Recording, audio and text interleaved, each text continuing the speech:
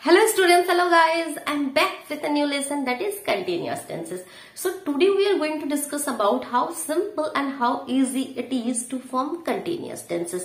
Continuous মানে কি? Continuous কথাটার মানে কি continuously কোনো কাজ করতে থাকা, অবিরত করতে থাকা, যেটা এখনো শেষ হয়নি। যেমন আমি এই মুহূর্তে তোমাদের জন্য ইংলিশ গ্রামারের ভিডিও রেকর্ড করছি, তাই এই কাজটা আমার এখনো শেষ হয়নি, আমি করছি এখনো।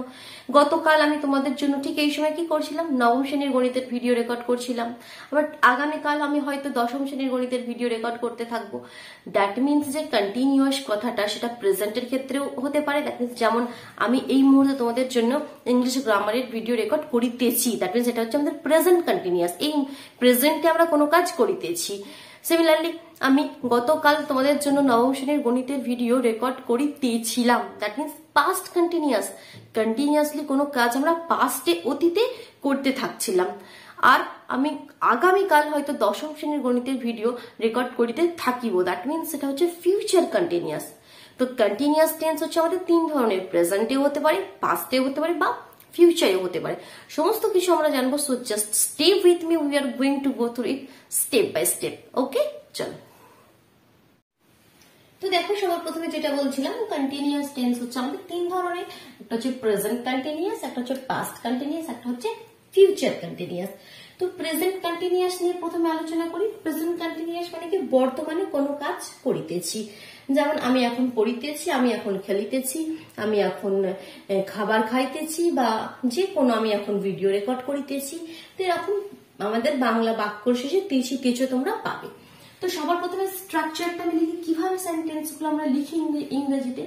তো সবার প্রথমে তো আমাদের সাবজেক্ট প্লাস সাবজেক্টের সঙ্গে কি হয়, একটা বি ভার্ব। তো সেটা অ্যাম, ইজ, আর, এই তিনটে বি ভার্বের মধ্যে যে কোনো একটা যখন যেটা আমাদের প্রযোজ্য সেটা লাগাতে হবে। সাবজেক্টের সঙ্গে অ্যাম, ইজ, আর প্লাস আমাদের মেন ভার্ব, তার সঙ্গে ING.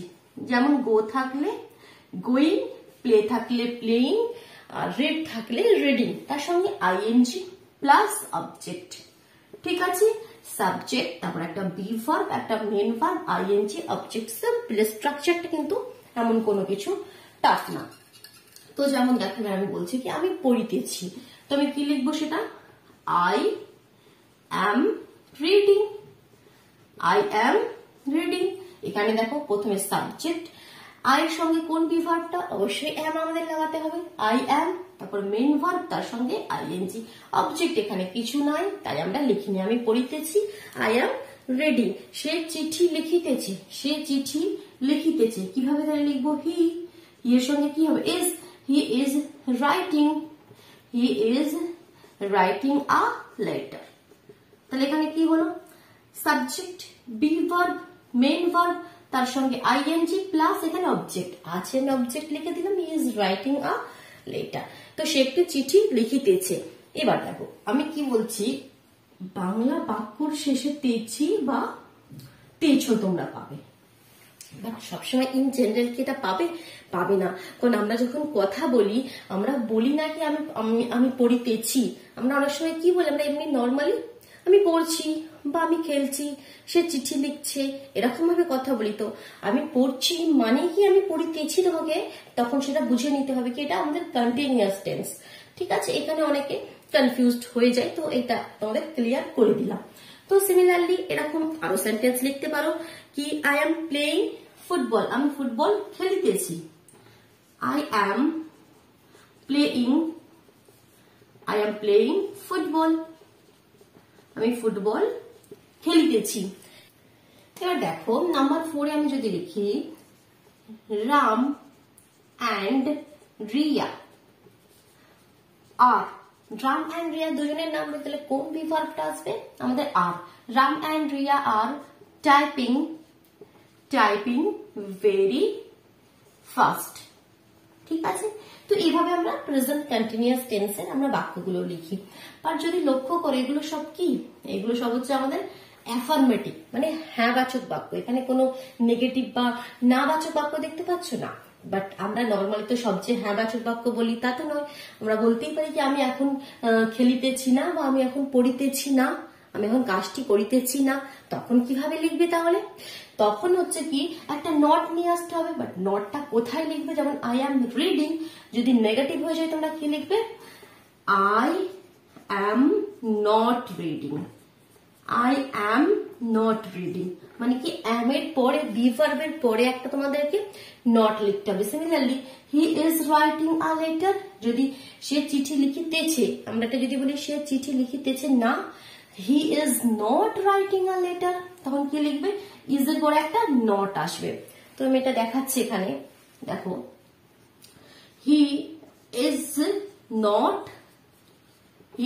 Not writing a letter. তো নেগেটিভ হলে আমাদেরকে কি নিয়ে আসতে হবে, শুধুমাত্র বি ভার্বের পরে একটা নট। এবার আমরা যে শুধু অ্যাফার্মেটিভ বা আমরা নেগেটিভ কথা বলি তাও তো নয়, আমরা প্রশ্নও করে থাকি, ঠিক আছে, আমাদের তো স্বভাব ভালো নয়, আমরা নানান রকমের কথা বলি, তো আমরা প্রশ্নও করে থাকি। তো প্রশ্ন করলে আমরা কিভাবে বলবো সেগুলোকে, যেমন আমি যত প্রশ্ন করলাম কি তুমি কি চিঠি লিখিতেছ, ঠিক আছে, বা তুমি কি ফুটবল খেলিতেছ, তখন কিভাবে করবো, প্রশ্ন করলে আমরা কি লিখবো। এবার এটা এখানটায় আমি লিখবো, দেখো মানে ইন্টারোগেটিভ সেন্টেন্স কে আমরা কিভাবে লিখবো, প্রেজেন্ট কন্টিনিউয়াস টেন্সের যে ইন্টারোগেটিভ সেন্টেন্স গুলো সেগুলো কিভাবে লিখবো। তো এখানে হয়ে যাবে তোমাদের বি ভার্বটা সবার প্রথমে চলে আসবে। সবসময় মনে রাখবে কি প্রশ্ন করলে বি ভার্ব গুলো সবার প্রথমে চলে আসে। কি লিখবো, are you writing a letter, are you writing a letter, মানে কি হলো ব্যাপারটা, কোয়েশ্চেন, আমাদের কোয়েশ্চেন মার্ক দিতে হবে কারণ প্রশ্ন করছি। তো বি ভার্বটা তখন তোমাদের সবার প্রথমে চলে আসবে, ঠিক আছে, তারপরে আমাদের সাবজেক্ট, তারপরে আমাদের মেইন ভার্বের সঙ্গে আইএনজি, আর তারপরে আমাদের অবজেক্ট, ঠিক আছে। বি ভার্বটা উঠে আমাদের সবার প্রথমে চলে আসবে, are you writing a letter, are you writing a letter, বা তুমি কি টিভি দেখছো, are you watching TV, are you watching TV, সে কি খেলিতেছে, ইজ হি প্লেইং ফুটবল। তো সবার প্রথমে অ্যাম, ইজ, আর এই বি ভার্ব গুলো সবার আমাদের সেন্টেন্সের ফার্স্টে চলে আসবে। বোঝা গেল অ্যাফার্মেটিভ, নেগেটিভ আর আমাদের ইন্টারোগেটিভ সেন্টেন্স কিভাবে প্রেজেন্ট কন্টিনিউয়াসে হলো। একটা বুঝলে কিন্তু বাকিগুলো খুব সোজা। এবার দেখো পাস্টের ক্ষেত্রে কি হবে স্ট্রাকচারটা, এই স্ট্রাকচারটাই থাকবে পুরোপুরি, শুধুমাত্র বি ভার্বটা চেঞ্জ হবে, শুধুমাত্র বি ভার্বটা এখানে হয়ে যাবে ওয়াজ অথবা ওয়্যার, ওয়াজ অথবা ওয়্যার। আমাদের সিঙ্গুলারের ক্ষেত্রে আমরা ওয়াজ ব্যবহার করি, প্লুরালের ক্ষেত্রে আমরা ওয়্যার ব্যবহার করি, আর ইউ এর সাথে আমরা সবসময় ওয়্যার ব্যবহার করি। তো দেখো যেমন এখানেই আমি বলছি এক্সাম্পল দুটো এখান থেকে ক্লিয়ার করে দিই। যেমন প্রথমে আমি কি লিখেছিলাম, আমাদের প্রেজেন্ট কন্টিনিউয়াসে কি আই অ্যাম রিডিং লিখেছিলাম, আই অ্যাম রিডিং, আমি পড়িতেছি। এবার এটাকে যদি বলি আমি পাস্টে আমি পড়িতেছিলাম, তাহলে কি লিখবো, আই ওয়াজ রিডিং, ঠিক আছে। তো এখানে কি আই ওয়াজ এটা লেখা হয়নি, আই ওয়াজ রিডিং। তো এটা হচ্ছে আমাদের প্রেজেন্টে, আই এম রিডিং মানে কি আমি পড়িতেছি, আর আই ওয়াজ রিডিং মানে আমি পড়িতেছিলাম, ঠিক আছে।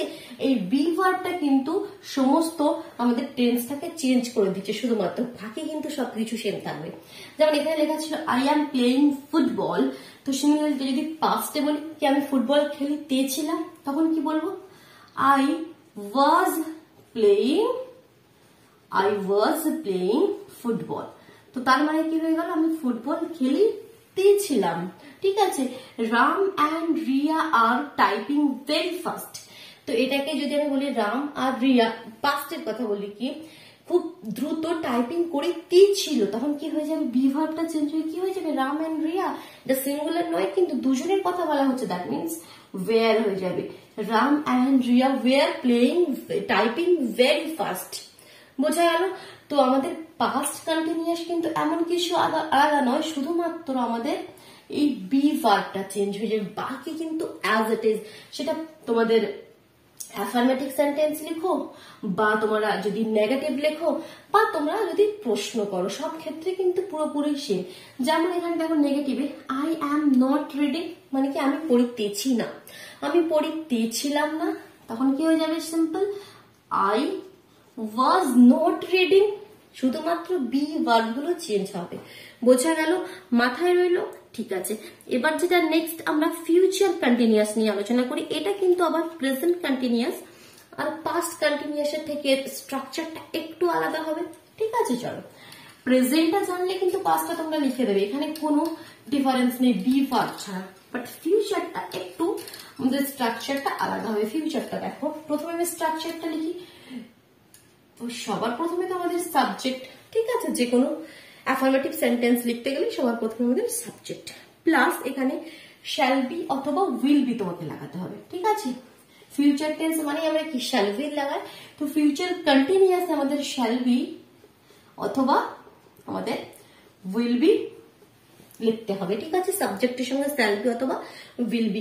বাকিটা কিন্তু আমাদের same, main verb plus ING plus object. ঠিক আছে, তো ওখানে বি ভার্ব হিসেবে আমরা এম, ইজ, আর অথবা পাস্টের ক্ষেত্রে ওয়াজ, ওয়্যার লিখছিলাম, এখানে আমরা শ্যাল বি অথবা উইল বি লিখবো। যেমন মনে করো তোমার বন্ধু তোমাকে বলছে কি রে নেক্সট সানডে ফ্রি থাকবি, তো তুমি হয়তো তুমি ফ্রি থাকছো না, কোনো মিটিং আছে, তো তুমি তাকে বলছো কি এই না নেক্সট সানডে তো আমি এই সময় তো আমি ওনার সাথে মিটিং করতে থাকবো। তো তার মানে কি ফিউচারে কোনো কাজ তুমি ওই সময় কন্টিনিউয়াসলি করতে থাকবে, তো দ্যাট মিনস সেটা হচ্ছে আমাদের ফিউচার কন্টিনিউয়াস। তো সেটা কিভাবে তুমি তাকে লিখে বলবে, ইংলিশে কি বলবে, I will be meeting him, I will be meeting him, I will be meeting him. Subject shall be will be এর মধ্যে একটা মেন ভার্ব, তার সঙ্গে আইএনজি প্লাস আমাদের অবজেক্ট। নেক্সট সানডে, নেক্সট যে কোনো সেটা তুমি লিখতে পারো। আবার আমরা এখানে নেক্সট সানডে দিয়ে বলছি, তো যার জন্য আমরা লিখছি কি next Sunday. I will be meeting him next Sunday. They will be watching TV. They will be watching TV, কি তারা টিভি দেখিতে থাকিবে। ঠিক আছে, তো এভাবে আমরা ফিউচারে কিন্তু আমাদের এই কথাগুলো কন্টিনিউয়াসের কথাগুলো আমরা বলতে পারি। সিমিলারলি নট হলে তাহলে কি লিখবে, নট হলে দেখো এখানে নটের যে ব্যাপারটা একটা মজাদার ব্যাপার আছে, যেটা সবাই কিন্তু প্রথম যখন তোমরা শিখবে এটা ভুল লিখে ফেলো। তোমরা কি লিখবে, যদি এখানে কি যেমন আমি লিখেছি they will be watching TV, তারা টিভি দেখতে থাকবে, বা তারা টিভি দেখিতে থাকিবে না, তো তোমরা কি লিখবে, they will be not watching TV, এটাই লিখবে। বাট এটা লিখলে এটা হয়ে গেল আমাদের ভুল, কারণ নট যেমন ওখানে এম নট বা ইজ নট বা আমাদের ওয়াজ নট, ওয়্যার নট হয়, এখানে কিন্তু উইল বি এর পরে নট আসবে না, এখানে কোনখানে আসবে, দে উইল নট বি। এটা একটু মনে রাখবে কি নট যখন নেগেটিভ সেন্টেন্স তোমরা লিখবে তখন শ্যাল বি বা উইল বি এর মিডিলে নটটা কিন্তু চলে আসবে। ঠিক আছে, shall not be, will not be, বাকিটা তোমাদের সেম। বোঝা গেল, ক্লিয়ার হলো প্রেজেন্ট কন্টিনিউয়াস টেন্স নিয়ে? আর কোনো কনফিউশন আই থিঙ্ক রইলো না, তাই তো? তো অবশ্যই ভিডিওটিকে লাইক করে দাও, কমেন্ট বক্সে অবশ্যই তোমরা তোমাদের ফিডব্যাক দিতে পারো, আর যদি ভিডিওটা ভালো লেগে থাকে নিজের বন্ধুদের মধ্যে শেয়ার করে দাও, আর যদি চ্যানেলে নতুন হয়ে থাকো চ্যানেলটি সাবস্ক্রাইব করে বেল আইকনটি প্রেস করে নিও। কেমন? চলো তাহলে টাটা।